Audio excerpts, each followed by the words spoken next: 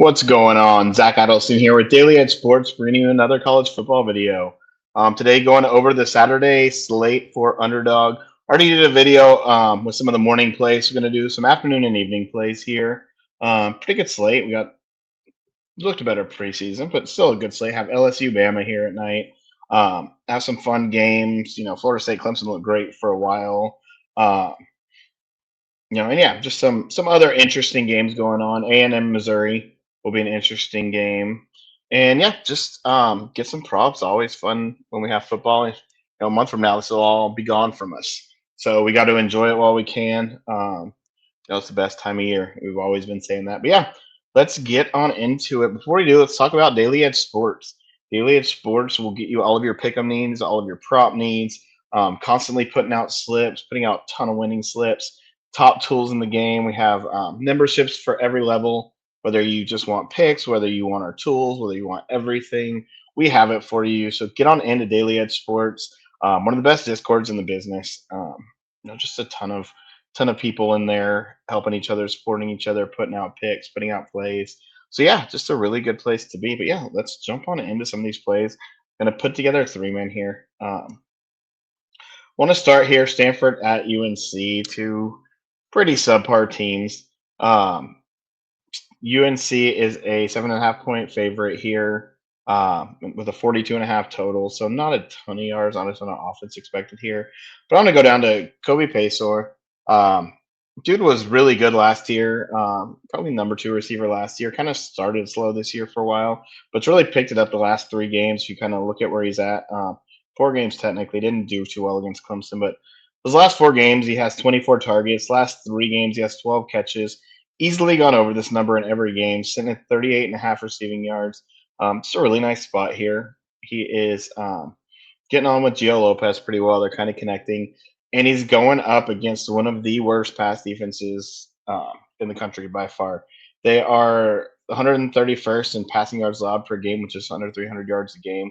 They're giving up a ton of yards. They're giving up big plays on through the air, and yeah, this should be a really good spot for this North Carolina pass game to really come together.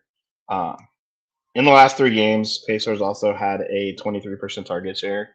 So just really getting involved in the passing game, and they're getting him more involved, and they started winning a little bit. They started playing kind of well.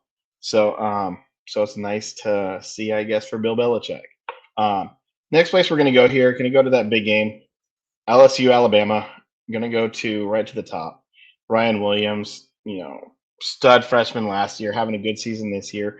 Been banged up a little bit, but this is a good number for him, 61.5 yards. Williams has gone over this line in every game that he's been healthy outside of the Georgia game. So he got banged up. If we come down here and kind of look, got banged up that week one game, still had a ton of targets, got banged up at the end of it. Had a huge game against Wisconsin when he came back. Georgia struggled, got banged up against Missouri.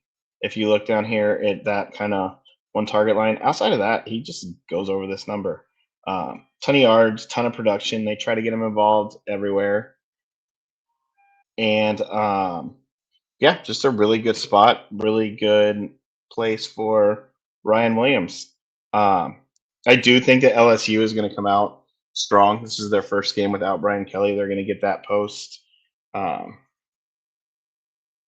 they're going to get that post coach firing bump that you see a lot of teams get. We've seen it a little bit with Virginia Tech. Saw UCLA go on a little run. And I do think LSU is going to go on a run and push Alabama a little bit here. So I do think they're going to have to air it out a little bit. And yeah, Ryan Williams over 61.5 yards. Last play on this three-man I'm going to go with. Just search it here. DT Sheffield. Line's kind of gone up and down a little bit. It did just lower. It was at 0.8. Now that 2.5 receptions is at 0.72. I'd watch it. These bump a lot when they go up and down. He has at least 3 receptions in every game this year. It was sitting there at 0.8 at 3 receptions.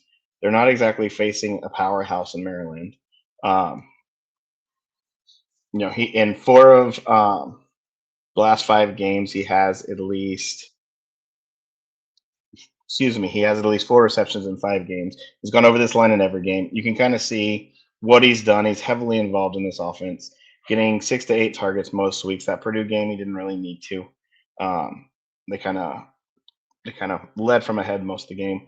Maryland's middle of the pack passing defense and passing yards allowed, and Rutgers loves to air it out. I think there's going to be a ton of points in this game.